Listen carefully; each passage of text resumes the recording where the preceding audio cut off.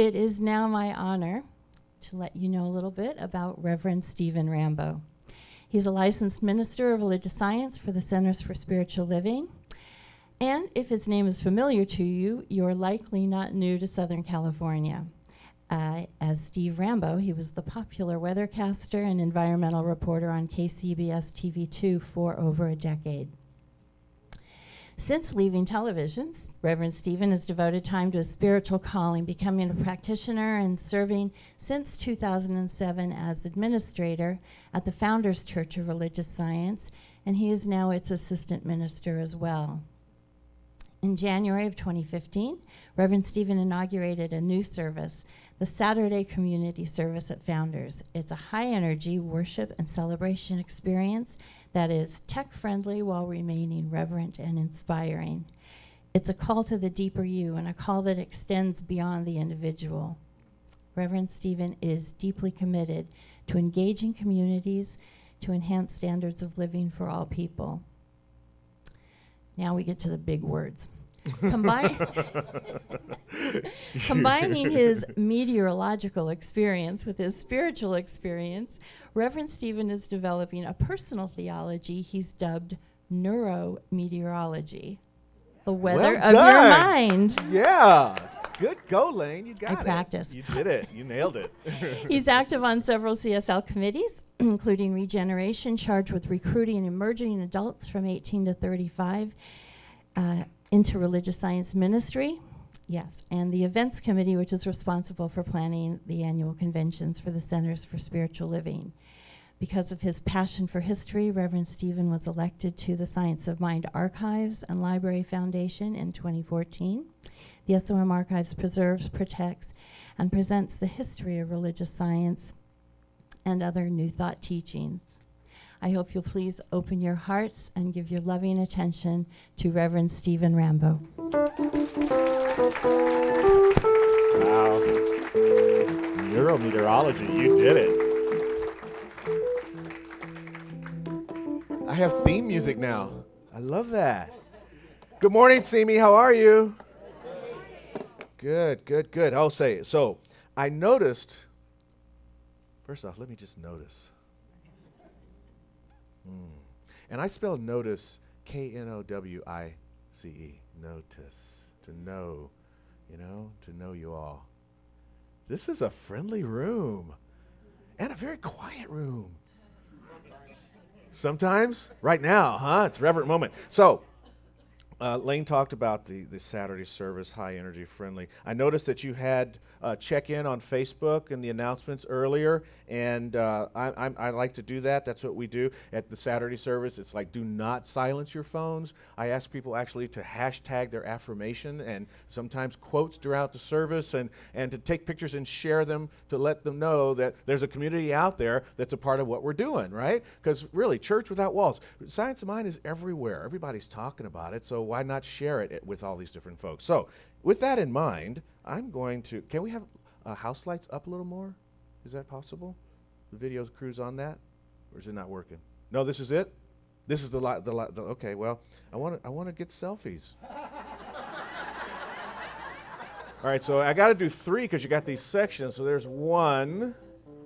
And there, okay, here's the middle folk. Wait, there you go. Wave, middle people, come on. Yeah, there, wait, I got to get in there too, otherwise it's not a selfie, is it? Boom, if Obama can do it, huh? And you watch, all the Republican candidates are going to catch on. They're going to do it too. Here we go, and kaboom. All right, I'll be posting this a little bit later. Rambo at, boom.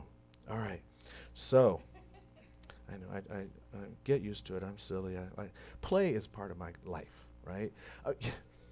The other thing I do is tangents. When I was in school, my dean said to me, Steve, the homiletics teacher says, your talks are really lovely, but you have this tendency to go on tangents. You might want to do something about that. And so I thought about it. I took it into prayer, and what came to me was embrace it. So, right? So we do tangents as often as possible. All right. And I like having a director, and you're the director. What do I do now? Meditation, right? Yep. You guys want to meditate? Let's do this. Let's do this together. All right. I like that. I like hearing all the breaths. I like hearing everyone getting into that space. As we just recognize that there is this one divine presence of which we are all a part. And so in this time together, we're going to begin with a little bit of just a little bit of a treatment type meditation. So there is one life. That life is God's life. That life is each and every one of our lives right now. So we allow ourselves to recognize this fact, that if there's only one life, that is God, that we are in that life always. However, we've been given free will and choice. And with that, we sometimes put up a veil between ourselves and the divine. But in this moment, we get an opportunity to drop the veil and to recognize the truth of who we are. So if you're a visual person, then see the veil and allow it to fall. And as it does, peer across into the infinity of your mind. We're clearing away all that has gotten in the way of the pure thought of who and what you really are, which is God expressed. So sense and feel the special nature of your being, the wholeness, the love, the peace, the serenity, the truth of who and what you really are. And know this, that in between each word I speak, each sound you hear, each thought you have,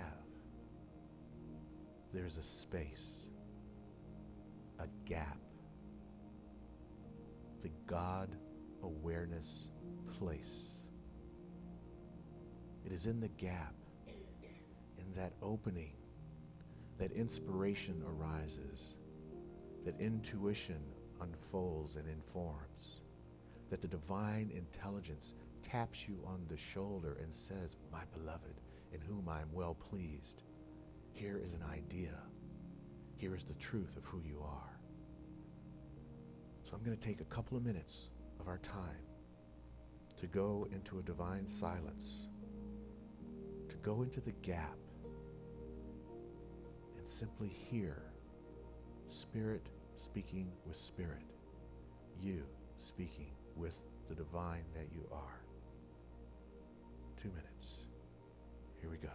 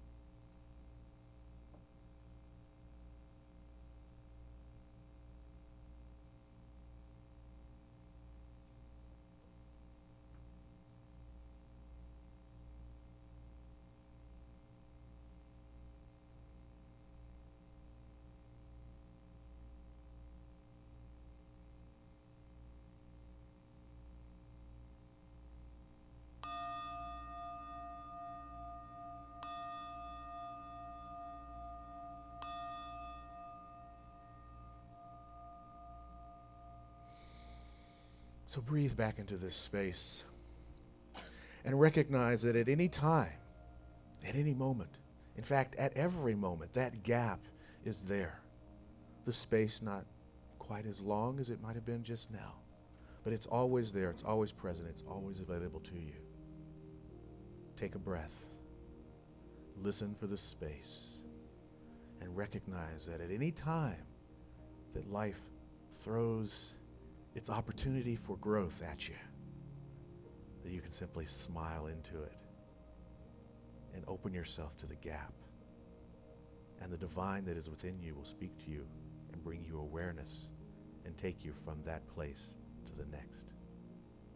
It's a wonderful opportunity to simply be, to enjoy, to love yourself, and in so doing, to love the world just that much more. And so it is.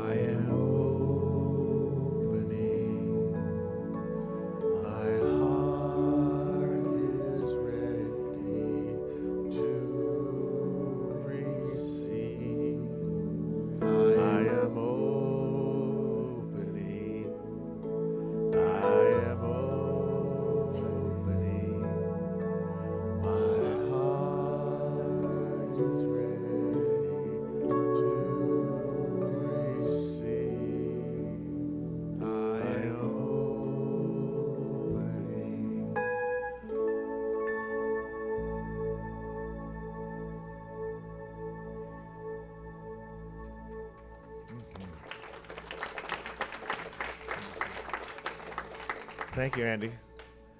You do some nice noodling. That was sweet.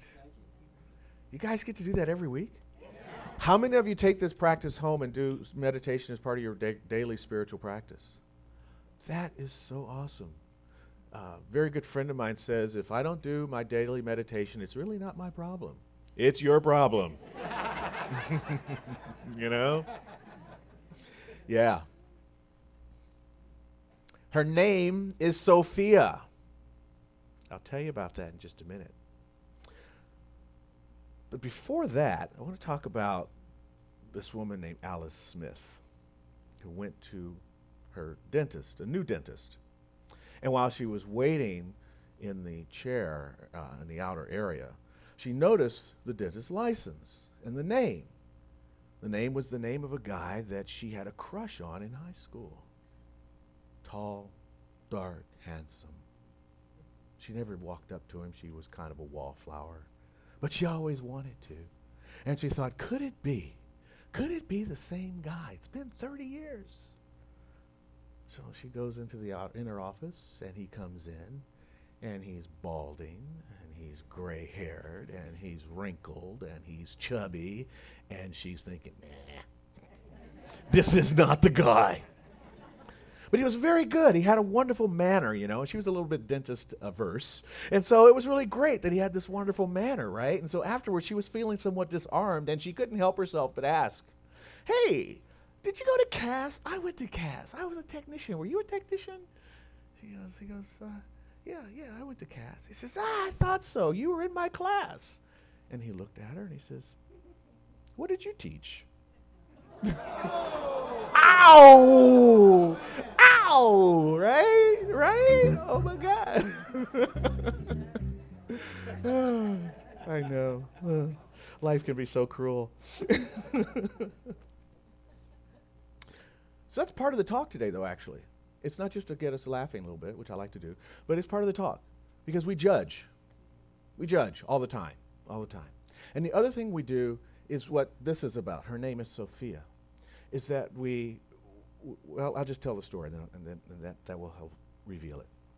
So there's an instructor who was giving a pop quiz one day to his graduate students.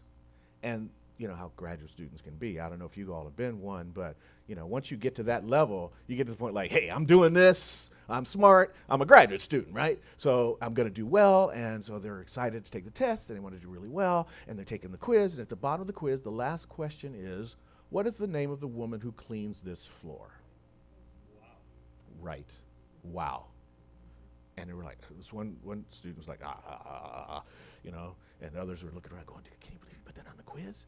And so when somebody says, hey, is this like really a true question? He goes, oh, yeah, it's a true question. In fact, it counts for 25% of this quiz. And they're like totally freaked out, right? Because they want to do well. Of course, no one knew the answer. And they said, why do we have to know this? And he says, because, you know, you're going to meet a lot of people in your life. And every person that you meet has value. Every person that you meet is important. And you must know who they are. If you don't even know their name, you must be able to acknowledge who they are and make that a regular part of your life. And I hope you will never forget this as a result of this exam. Oh, and by the way, her name is Sophia. Now, when I first heard the story, I got to tell you that the name of the person was actually Dorothy. I changed it when I tell the story to Sophia. Anybody got any ideas as to why that might be? It's a wise choice, exactly. Sophia is another word for wisdom. And it's a wise idea, I think, that we should think of everybody as being of value, that we should see all people, that we should go to the store and when we're at the checkout counter, not be like, yeah, here's my items, you know, put the darn phone down and pay attention to the lady at the counter, right? She's not invisible. When you're at the restaurant, and the waiter comes over and he puts the water on your table, stop your conversation for half a second and go, hey, thank you. Be Sophia. Make the wise choice. But it's really hard sometimes to do that. And not to fault anybody, because check out our senses and the way they work. You know, our senses are designed for an external experience of life. If I want the phone, my hands go out, they reach it, they bring the phone to me. If I want to see you, you're way over there. How do I get you close to me? How do I get Mary close to me? How do I get Lane close to me? How do I get Bridget close to me? I see them with my eyes, and I bring them closer. If I want to taste something, I put it to my mouth. You know, if I hear something, I bring it into my brain. My senses are about bringing stuff to me all the time. So I'm on this external journey all the time. It's very difficult to get to the internal journey all on our own without a conscious choice to do so. And hopefully the Sophia idea will allow us us to have the conscious choice to go within and take a moment and take a breath to recognize the special nature of each and every individual in our lives.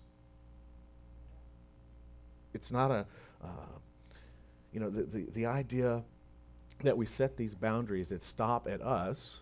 It's time to maybe let that go. The world has gotten very small. Look at us. We're here. We're on the internet. We're all over the world right now.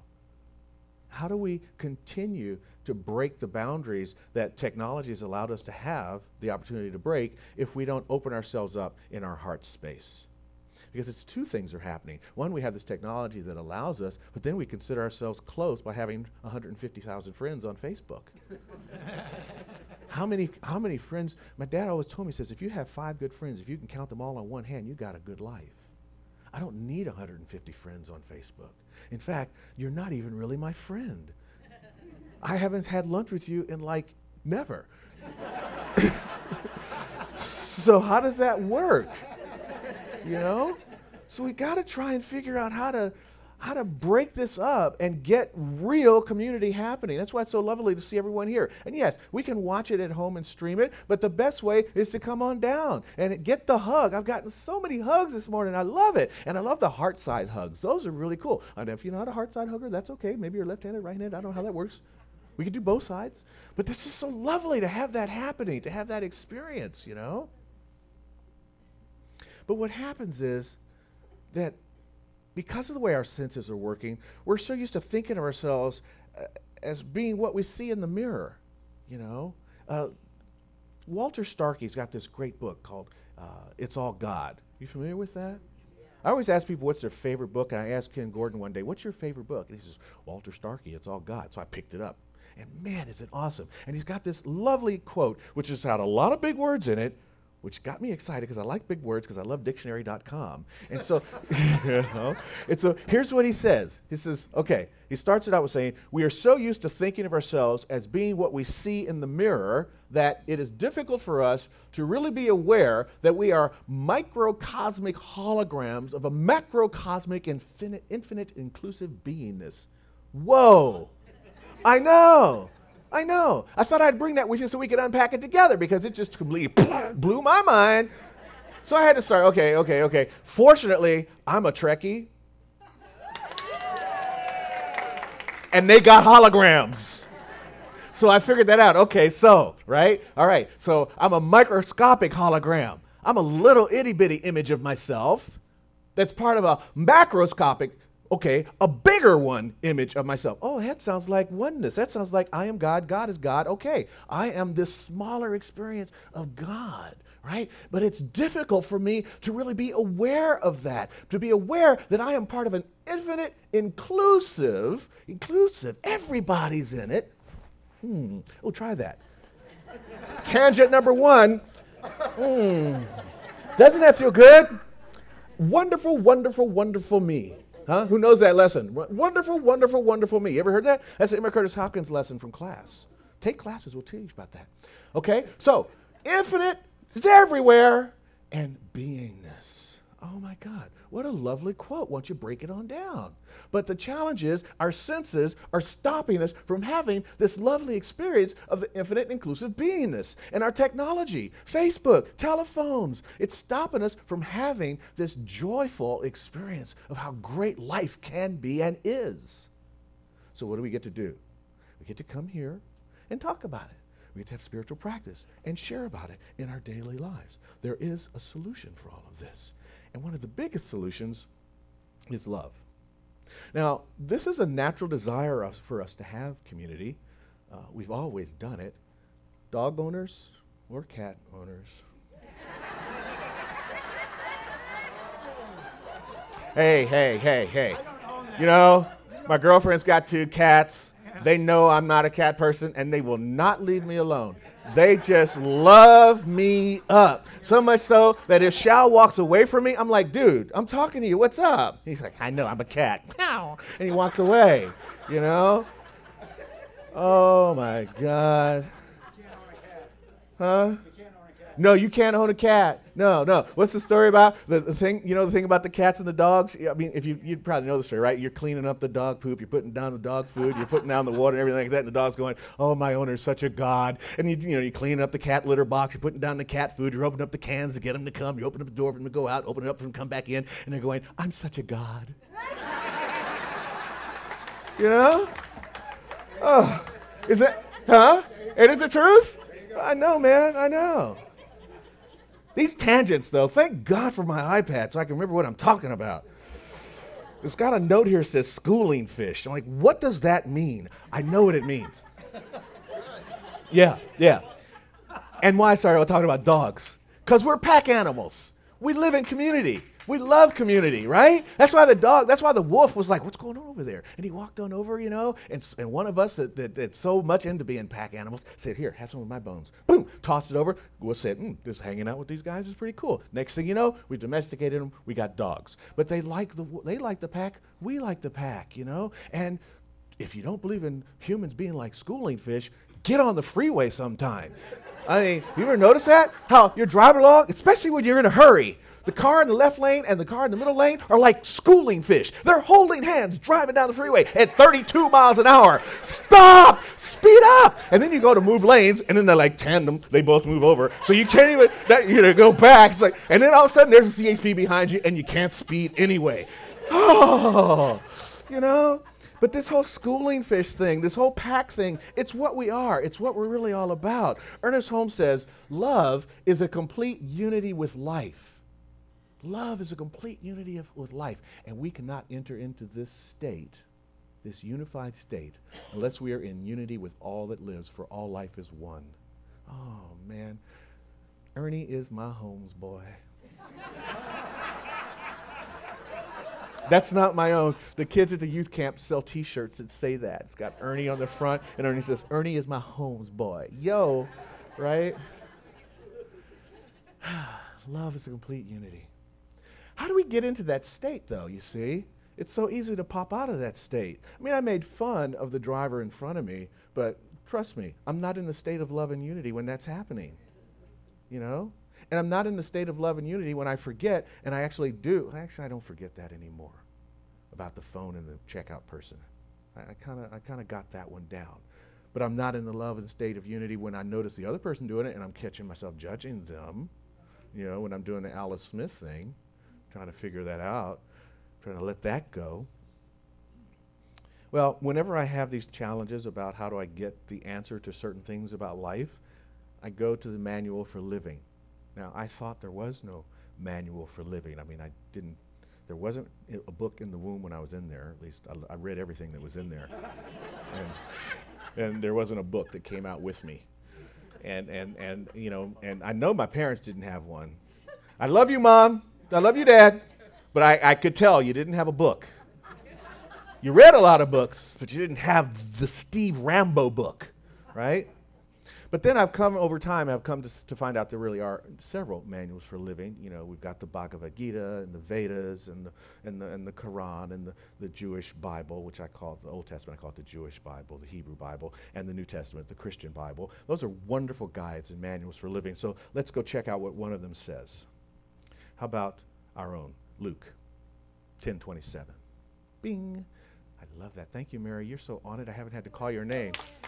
So I had to call your name because you haven't put me in a place where I had to call your name.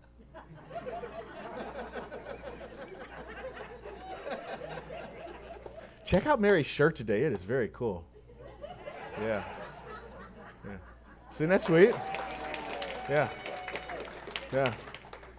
See, there's only one mind. We're all here. See, I get to stand up here and talk because I took the time to read a whole bunch of books and until they finally said, just take the license and go away, But I truly believe that any of us at any particular time could come up here and do this because there's only one mind, and we all have that wisdom. We all have the access to the God space, And so I like to really share that and make sure that everybody knows that that's what we're really all about, A friend of mine came to my house one time and he says, God, I wish I could grow a garden like you do. You got such a gorgeous garden. I got a black thumb. And my first thought was, you're white. What are you talking about? Then I realized, he means he can't grow stuff. Yeah, right. Well, The problem there is you don't pay attention to your garden. You don't give it any energy, you know. What we give energy to expands. We know this, right? So let's go back to the lesson here. Thou shalt love the Lord thy God with all thy heart, with all thy soul, with all thy strength, with all thy mind, and thy neighbor as thyself. That's a lot of understanding about how to get into that love state, that unity state that I was talking about a little while ago. With heart, with a feeling of union. You know, the heart is unified, so unified that if you take the myocardial cells from the heart that allow the heart to beat, and put one in a cell in the petri dish and one in another petri dish, you know this? That they will beat in rhythm, and as you separate them, they will start to get out of rhythm. And if you get them far enough apart, they'll stop beating altogether. But if you pull them back together before they get too far apart and stop beating, they'll go back into rhythm. You know, that's why we talk about with all our heart. That's what keeps us in unity, okay? With all our soul. That's why we go into meditation and go into the stillness, into the beingness. With all the strength, with vigorous activity, you know? Vigorous activity. Get excited. I mean, you go to a traditional Christian church, they're like, yeah, praise Jesus, and they're jumping up and down and they're holy rolling because they've got the strength of their faith showing up that their bodies get wild and crazy with it, you know? Live life to the fullest. Have that kind of vigor in your heart and in your mind. And with your mind, with focused attention and concentration, when you can do that, when you can have the union, when you can touch it with your soul, when you're vigorous in your energy, when you can concentrate with your mind, and then remember that the thing you're looking at is the thing you're loving from. God is God looking right back at God. Boom! You're in the state of unity. And then you're on your way to being a Sophia in life. Ernest Holmes says, we should be wise in the ways of the world as well as imbued with divine wisdom, imbued with divine Sophia. And we hear about that in our teaching. Change your thinking, change your life. Change your thinking also means change your vision. How many times do you say, oh, I see, and you haven't seen a darn thing, right? But you've understood. Change your vision. Change how you see the world. You will change your life. Recognize the unity. Steps 1 and 2 of treatment. Recognition and unification. Live your life that way with all thy mind. That's balance and mind of heart. And you create this new vision for yourself. I am blessed to work in a community that is pretty crazily diverse. You walk outside of Founders and I mean, you know, yesterday I was leaving work and there was a Korean guy walking by. I was trying to buy some balloons for today's workshop, and I yelped, and this gentleman says, I don't know why he was looking at my phone, but for some reason he asked me, what do you want? And I said, I'm trying to get to a balloon shop. Oh, there's a balloon shop. He's over here on Olympic. So I ran over there, and the guy was closing, but he opened up the door for me, and he let me come in. And then as I'm leaving that, this wonderfully dressed woman walks by, clearly Bangladeshi. She's got this beautiful Bangladeshi outfit on, you know. And we got a few homeless people that hang out in the neighborhood, too. They kind of have made it home. There's one couple who's been living on the street for 23 years. I've come to know them over time. Their name is Gilbert and Rose. They like living on the street. And we were talking one day, and they hang out in front of the liquor store owned by Mrs. Kim.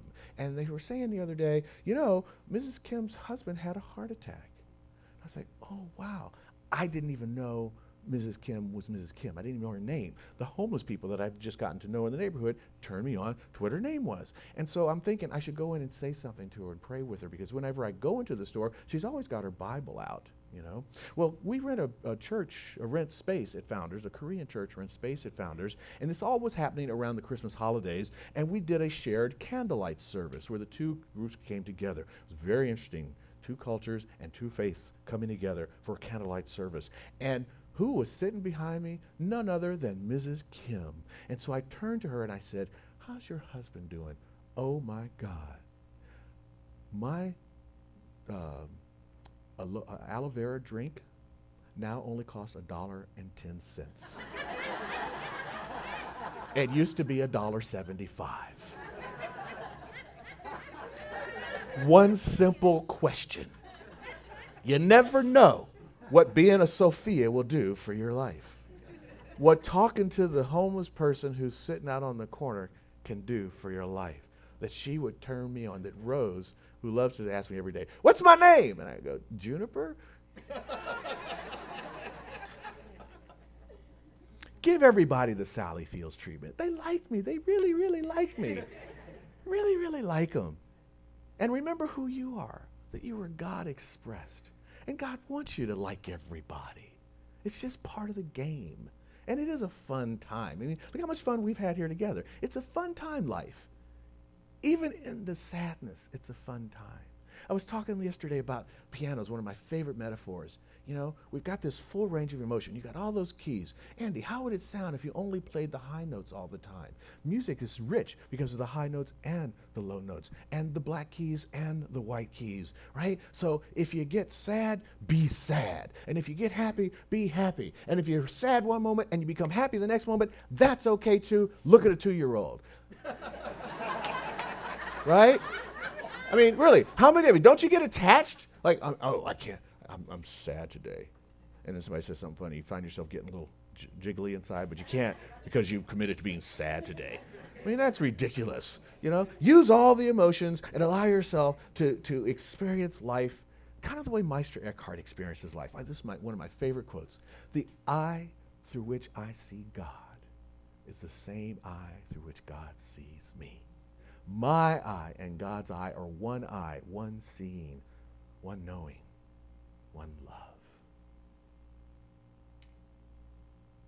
Can you do that? Can you live to that level in experience of life?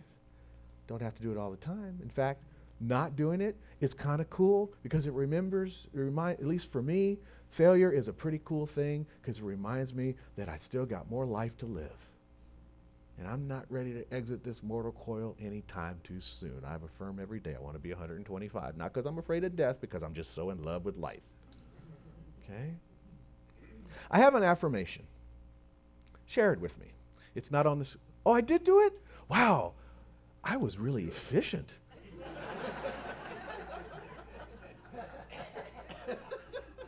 Mary, you're more efficient than I even thought. You did a slide I didn't even know I did. I am the eye of God, gazing with love upon the face of the divine. Join me with this, would you? I am the eye of God, gazing with love upon the face of the divine. This is where I say, copy it down, hashtag it, CSL Simi Valley, and put it on your Facebook page, put it on your Instagram, put it on your Twitter, and use it all week. Share it with a friend. Send it to somebody who needs to know that. I am the eye of God, gazing with love upon the face of the divine. Remember, everywhere you go, her name is Sophia. Be the wise Sophia in your own life. And so it is.